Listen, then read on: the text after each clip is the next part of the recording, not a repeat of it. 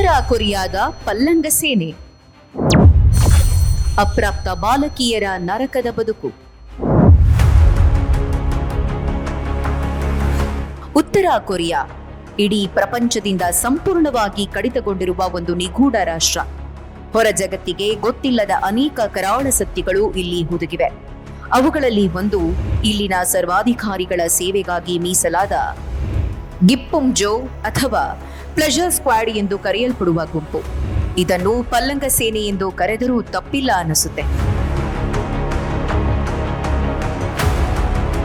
ಕೇವಲ 11 ರಿಂದ 14 ವರ್ಷದೊಳಗಿನ ಹುಡುಗಿಯರನ್ನು ಬಲವಂತವಾಗಿ ಇಲ್ಲಿಗೆ ಆಯ್ಕೆ ಮಾಡಲಾಗುತ್ತೆ.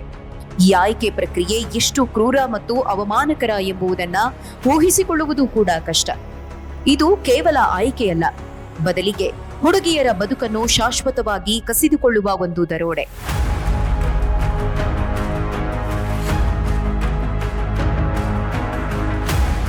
ಹುಡುಗಿಯರ ಎತ್ತರ, ದೇಹದ ಆಕೃತಿ, ಮುಖದ ಅಂದ ಮತ್ತು ಕಾಲುಗಳ ಗೆರೆಗಳಂತಹ ದೈಹಿಕ ಮಾನದಂಡಗಳನ್ನು ಪದೇ ಪದೇ ಪರಿಶೀಲಿಸಲಾಗುತ್ತೆ.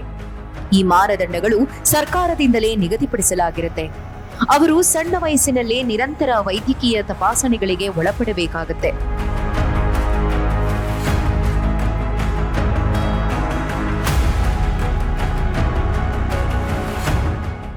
ಈ ಪ್ರಕ್ರಿಯೆಯ ಅತ್ಯಂತ ಅವಮಾನಕರ ಹಂತವೆಂದರೆ ಪುರುಷ ವೈದ್ಯರು ಮತ್ತು ಹಿರಿಯ ಅಧಿಕಾರಿಗಳ ಸಮ್ಮುಖದಲ್ಲಿ ನಡೆಯುವ ಕನ್ಯತ್ವ ಪರೀಕ್ಷೆ ಸೇರಿದಂತೆ ಹಲವು ದೈಹಿಕ ಪರೀಕ್ಷೆಗಳು. ಯಾವುದೇ ಕಾರಣ ನೀಡದೆ ತಮ್ಮ ಬಟ್ಟೆಗಳನ್ನು ತೆಗೆದು ಪರೀಕ್ಷೆಗೆ ನಿಲ್ಲುವಂತೆ ಈ ಬಾಲಕಿಯರಿಗೆ ಆದೇಶಿಸಲಾಗುತ್ತೆ. ವಿರೋಧಿಸಿದ್ರೆ ಇದು ದೇಶಕ್ಕೆ ಮಾಡುವ ದ್ರೋಹ ಎಂದು ಬೆದರಿಸಲಾಗುತ್ತೆ.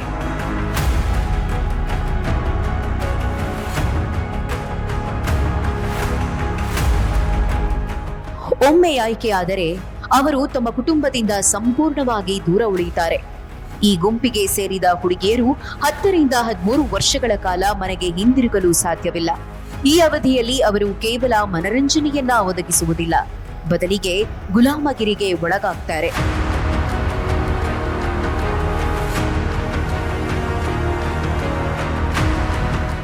ಹೊರ ಜಗತ್ತಿನಲ್ಲಿ ಒಗ್ಗಾಗೆ ಹೋದವರು ಶ್ರೀಮಂತಿಕೆ ಪಡೆಯಬಹುದು ಎಂಬ ವದಂತಿ ಇದೆ. ಆದರೆ ವಾಸ್ತವ ಕಥೆಗಳು ಕರಾಳವಾಗಿವೆ. ಕೆಲವರು 10 ವರ್ಷಗಳ ಕಾಲ ಕೇವಲ ಶೌಚಾಲಯಗಳನ್ನು ಸ್ವಚ್ಛಗೊಳಿಸಿ ಹಿಂತಿರುಗಿದ್ದಾರೆ. ಕೆಲವರು ಮೃತಪಟ್ಟಿರುವ ಸುಳ್ಳು ಪ್ರಮಾಣ ಪತ್ರ ನೀಡಿದ ಘಟನೆಗಳೂ ವರದಿಯಾಗಿವೆ. ಇದು ಸಂಪೂರ್ಣವಾಗಿ ಸ್ವಾತಂತ್ರ್ಯರಹಿತ, ಭಯ ಮತ್ತು ನಿಯಂತ್ರಣದ ಜೀವನ.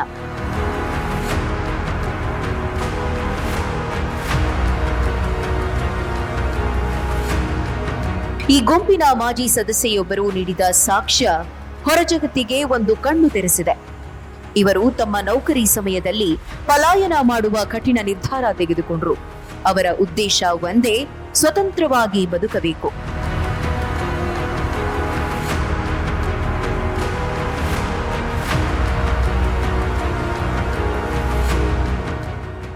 ಆದರೆ ಈ ಸ್ವಾತಂತ್ರ್ಯಕ್ಕೆ ಅವರು ಬಹಳ ದೊಡ್ಡ ಬೆಲೆ ತೆರಬೇಕಾಯಿತು.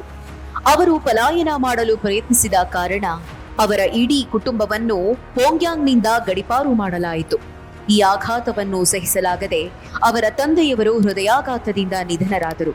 ಆ ಮಗಳ ಪ್ರಯತ್ನದಿಂದಲೇ ಕುಟುಂಬ ನಾಶವಾಯಿತು ಎಂಬ ಆಪಾದನೆ ಇಂದಿಗೂ ಅವರನ್ನ ಕಾಡ್ತಾ ಇದೆ.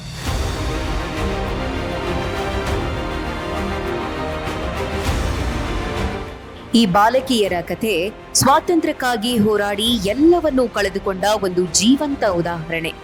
ಉತ್ತರ ಕೊರಿಯಾ ಎಂಬ ಕರಾಳ ಗೋಡೆಗಳ ಹಿಂದೆ ಇಂತಹ ಸಾವಿರಾರು ಬದುಕುಗಳು ನಾಶವಾಗುತ್ತಿವೆ. ಜಾಗತಿಕ ಸಮುದಾಯ ಈ ಸತ್ಯವನ್ನು ನೆನಪಿಡಬೇಕಿದೆ.